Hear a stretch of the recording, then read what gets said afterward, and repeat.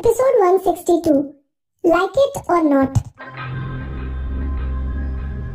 विधि ने टीवी पर कुछ लाइंस पढ़ी और सत्या पर बिना ध्यान दिए बोली, नहीं नहीं कोई जरूरत नहीं है, आई कैन मैनेज इट।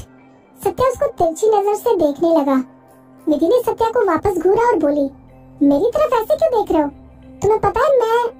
विधि जल्दबाजी में अपनी पुरानी जिंदगी के बारे में बोलने वाली थी, जब वो एक दीवा हुआ करती थी और सत्या उसको देखकर अपना सर झुका लेता था।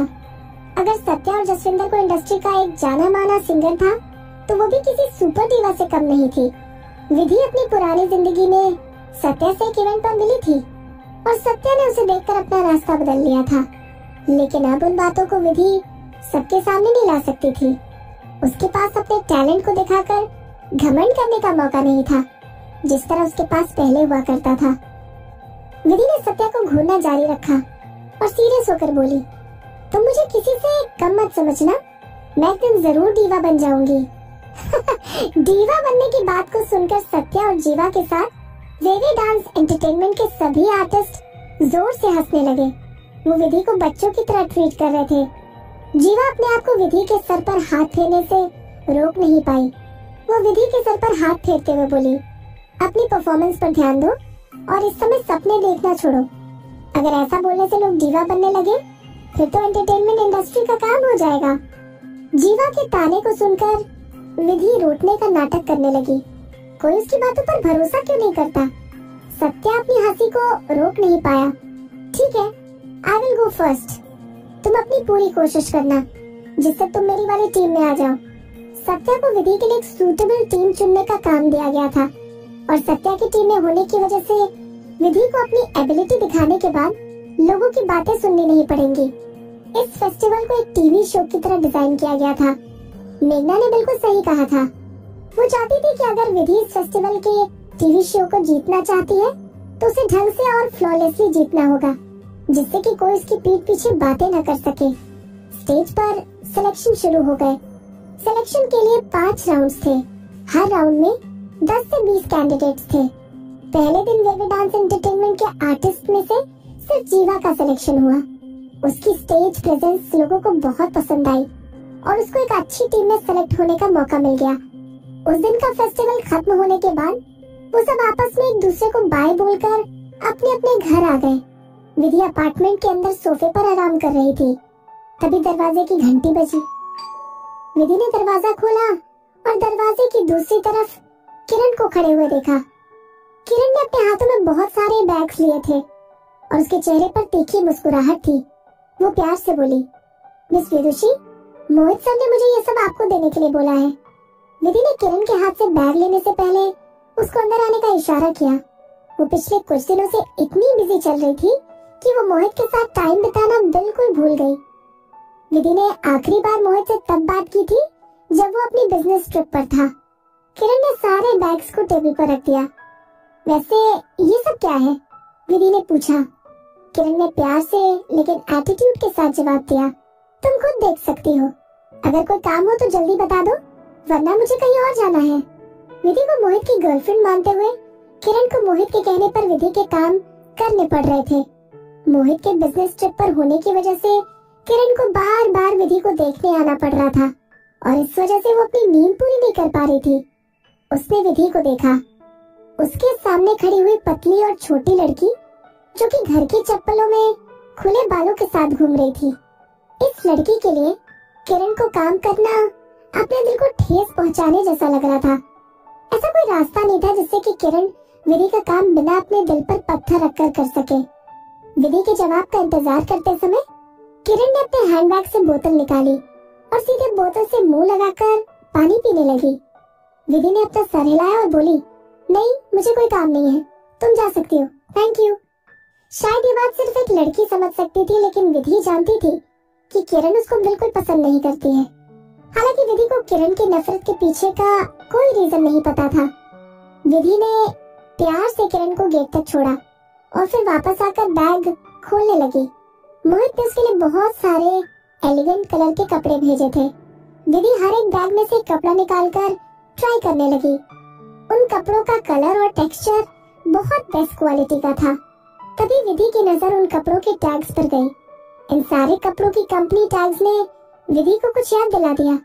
विधि को पहले से अच्छी क्वालिटी के कपड़े पहनने की आदत थी और वो जानती थी कि इतनी हाई क्वालिटी के कपड़े मिलना कितना मुश्किल होता है। सारे कपड़ों को अपने बेड पर फैलाने के बाद विधि ने मोहित को कॉल लगाई। तुम्हें मुझे इतने महंगे गिफ्ट देने की कोई जरूरत नहीं है, तुम ऐसे ही मेरी आदतें खराब कर दोगे। हालांकि मोहित उसका बॉयफ्रेंड था और बहुत अमीर भी, लेकिन विधि हमेशा से पैसों को लेकर इंडिपेंडेंट होना चाहती थी। वो किसी भी तरह मोहित के साथ रिलेशनशिप में उसके ऊपर डिपेंड नहीं होना चाहती थी। मोहित की आवाज फोन पर बहुत प्यार भरी थी। तुम्हें इतना सोचने की जरूरत नहीं है विधु, तुम मेरी गर्लफ्रेंड हो और अगर तुम्हें कोई चीज पसंद आएगी तो मैं डेफिनेटली तुम्हें किसी भी तरह वो चीज लाकर दे दूंगा। मेरी पसंद की चीजें? विधि ने कब मोहित को अपनी पसंदीदा कपड़ों के बारे में बताया? हाँ, बेशक विधि को ऐसे कपड़े पसंद थे, लेकिन फिर भी शायद तुम कुछ भूल रही हो। मोहित की आवाज से वो खुश लग रहा था। मैं याद दिलाता हूँ, जब तुमने अपना डेब्यू किया था और मेघना ने तुमसे तुम्हारी पसंदीदा ब्रांड के बारे में पूछा था, तब तुमने इन्हीं दोनों ब्रांड्स का नाम लिया था। उस समय तरुण भी वहाँ पर मौजूद था और उसने मुझे बाद में इस बारे में बता दिया। मोहित के याद दिलाने से विधि को वो दिन याद आ गया जब उसके पास ब्रांडेड कपड़े खरीदने के पैसे नहीं थे और उसको विद्युत की शॉप पर जाना पड़ा था। वैसे तुम्हें इन दोनों ब्रांड्स के बारे में कहाँ से पता चला? मोहित ने दिलचस्पी से पूछा। ये तो यूरोपियन हैंडमेड ब्रांड है और इनके प्रोडक्ट सारे टॉप क्वालिटी गुड से बनते हैं। मैं सच कहूँ तो मैंने भी कभी पहले इन ब्रांड्स के बारे में नहीं सुना। मैंने तो बस किरण को बताया और उसने ही सारा काम किया है। लेकिन इन ब्रांड्स के बारे में तो मेघना जानती है, क्योंकि जब मैंने इस ब्रांड का नाम लिया था तो मेघना ने इन ब्रांड्स को महंगा बताकर मुझे साफ मना कर दिया था। विधि ने इस सवाल को मोहित से पूछना अवॉइड किया और वो बोली, ये ब्रांड इतने भी रेयर नहीं है, बस तुमने इन ब्रांड्स के बारे में पहले कभी नहीं सुना। फोन की दूसरी तरफ मोहित किसी 5 स्टार होटल की बालकनी में रेलिंग पर अपना एक पैर ऊपर रखकर टिप टॉप सूट पहनकर रात का नजारा लेते हुए विधि से बात कर रहा था। विधि ने उसे नहीं बताया कि वो इन ब्रांड्स के बारे में कैसे जानती है और मोहित को विदुषी को ये कपड़े भेजने से पहले पता लगा कि दीवा विधि को भी ये दोनों ब्रांड्स बहुत पसंद थी। क्या ये फिर एक कोइंसिडेंस था? मोहित सोच में पड़ गया, लेकिन उसने जल्द ही अपने आप को संभाला और जानबूझकर विधि से मजाक करता हुआ बोला, विधु, क्या तुम मुझे बाबा आदम के जमाने का बता रही हो? विधि ने लंबी सांस ली। मोहित के करीब आने से विधि को पता चला कि वो कितना नखरे वाला इंसान है। ऐसा कोई भी दिन नहीं था जिस दिन मोहित खुद पर्सनली विधि से बात न करे। विधि ने अचानक से सोचा कि कैसे और क्यों उसने मोहित से पहली बार मिलने पर उसे घमंडी और डरावना समझा। शायद उस समय विधि को इतनी समझ नहीं थी। अपना मनचाहा जवाब पाने के बाद मोहित ने खुशी खुशी फोन काट दिया।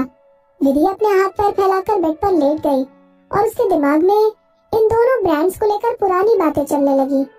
उस रात विधि को बहुत मुश्किल से नींद आई। अगली सुबह मेघना ने विधि को नए कपड़े पहने देखा और बोली, विदुषी, ये तो वही ब्रांड के कपड़े जिसके बारे में तुमने मुझे पहले भी बताया था। दीवा विधि को भी ये ब्रांड बहुत पसंद थी।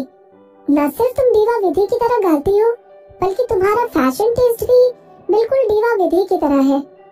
मोहित सर ने मुझे ये कपड़े दिए हैं, इसलिए मैं यूं ही इन कपड़ों को पहनकर घूम रही हूँ। विधि नहीं चाहती थी कि किसी को भी उसकी और दीवा विधि की सिमिलर पसंदीदा चीजों के बारे में पता चले। मेघना ने अपना सर हिलाया और मुस्कुराते हुए बोली, हाँ, सिर्फ मोहित सर ही तुम्हें ये सब चीजें खुश होकर दे सकते हैं। तुम्हें इन सब चीजों का ख्याल रखना चाहिए। वो आगे बोलने से पहले कुछ पलों के लिए रुकी। एक्चुअली तुम पर ऐसे ही कपड़े अच्छे लगते हैं। तुम्हें तो हर समय ऐसे ही कपड़े पहनने चाहिए। लेकिन मेरी एक बात का ध्यान रखना, तुम्हें किसी भी तरह अपने और मोहित सर के रिलेशनशिप को एक सीक्रेट की तरह रखना होगा, वरना एज एन आर्टिस्ट ये रिलेशनशिप तुम्हारा करियर खराब कर सकता है। विधि जवाब देने से पहले थोड़ी देर चुप रही। ठीक है, मैं इस बात का ध्यान रखूंगी। उसकी यादों में ऐसा किस्सा पहले भी हो चुका था। विधि, मुझे सबके सामने इस तरह किस मत करो।